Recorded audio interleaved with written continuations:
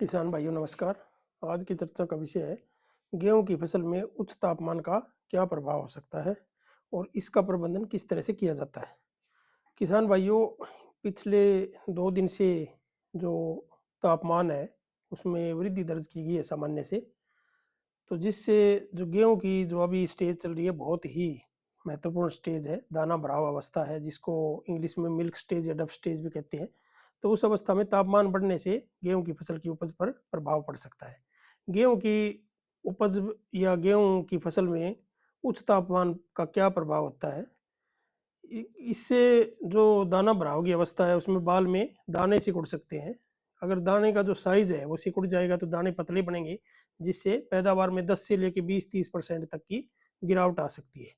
दूसरा, जो बाल है उसका साइज छोटा रह जाता है। साइज छोटा रहने से उसमें दानों की संख्या कम हो जाती है और बालियां, अगर ये तापमान ज़्यादा लंबे समय तक चलता है इस तरह का ज़्यादा तापमान, तो बालियां जल्दी पककर सूख सकती है। तीसरा, जो फसल होती है उसमें प्रकाश संश्लेषण क्रिया में रुकावट आ जाती है और फसल है वो ढंग से अपना भोजन नहीं बना सकती, जिससे भी पैदावार में गिरावट की संभावना बनी रहती है।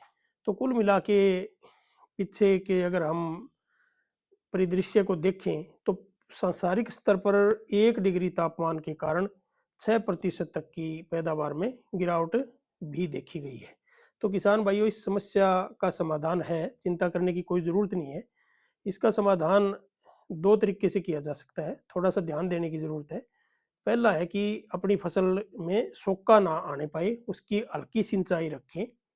वैसे भी दाना भराव जो स्टेज है उसमें एक सिंचाई फसल को देनी होती है। दूसरा, इसमें पोषक तत्व प्रबंधन है। तो मैंने पहले भी बताया था कि इस अवस्था में पोटाश एक बहुत ही महत्वपूर्ण तत्व है जिसके बहुत फायदे होते हैं फसल में।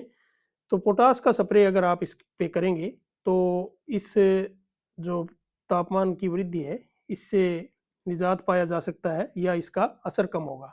तो इसके लिए जो कई प्रकार के जो पोटाश के जो फॉर्मूलेशन बाजार में है, तो उसमें आप मैं जो 2 फॉर्मूलेशन आपको बताऊँगा, उसमें नंबर 1 है पोटाशियम नाइट्रेट है, जिसको हम 13-045 कहते हैं, क्योंकि उसमें साथ में नाइट्रोजन भी है।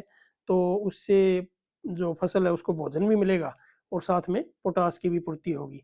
दूसरा, आपके घर में जो म्यूरेट ऑफ पोटाश होता है जिसमें 60% पोटाशियम होता है, तो उसका भी आप स्प्रे कर सकते हैं। स्प्रे का जो रेट रहेगा वो रहेगा 1 किलो 100 लीटर पानी में।